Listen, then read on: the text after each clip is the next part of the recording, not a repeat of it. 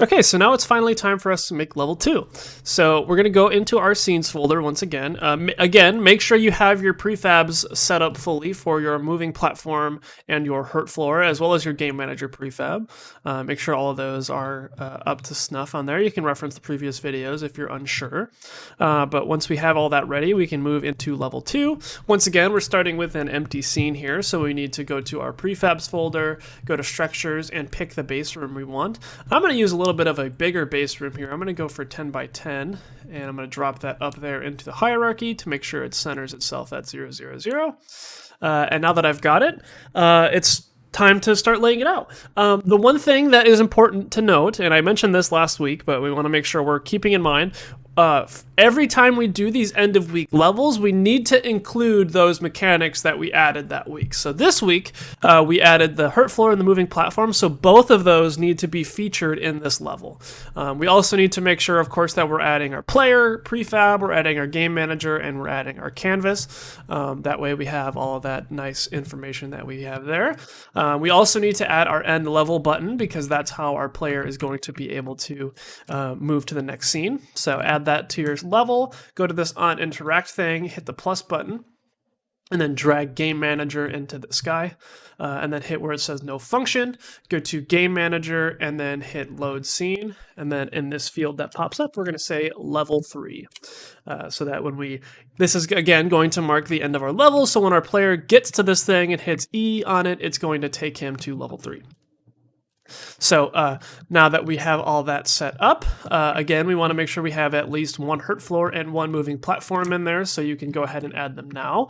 Of course, you can have more if you'd like, but we need to have at least one. And then it's the same deal. We're going to be, just like before, I'm just going to kind of fast forward myself going through and creating my own level here. But you are welcome to follow along with that if you'd like, or you can get creative and do it yourself. That's entirely up to you. But again, if you do want to submit for that level design contest, make sure you are doing something unique to you, doing your own type of level here. So yeah, take as much time as you need and go through and make a cool level using these new mechanics.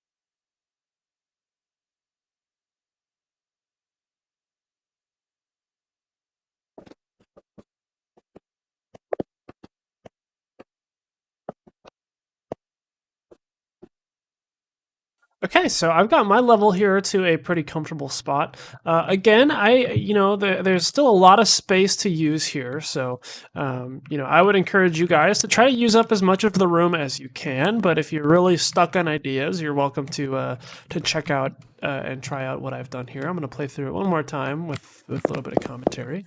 So the idea that I was going for here is these huge, just absolutely massive hurt floors. What they allow you to do is basically say, okay, so for this whole map, you need to be able to move between these platforms without messing up. And if you mess up, your progress is going to get reset to a pretty crazy degree. And so you have to carefully be able to swing and jump and land on each of these platforms. Fortunately, I'm doing pretty well at that. But as you get through, you swing, and then you get to the end. And then once you get to the end, I'm not going to do it here, but you saw it at the end of that fast-forwarded section. If I hit E here, it's going to say that the camera stops rendering, and that's because we were loading scene for level 3, and we don't have anything in there yet. So we're just going to not go ahead and do that for now.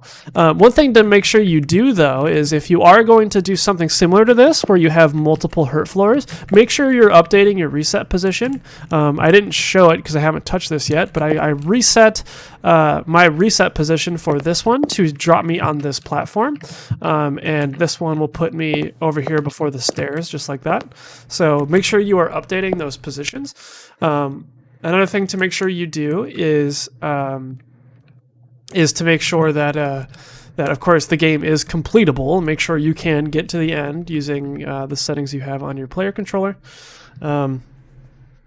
And yeah, that's kind of it. Of course, like I said, feel free to fill out your scene way more than this. You can spend as much time as you'd like, and if you do the bonus steps and they maybe add something, like last week we had the anti-grapple walls.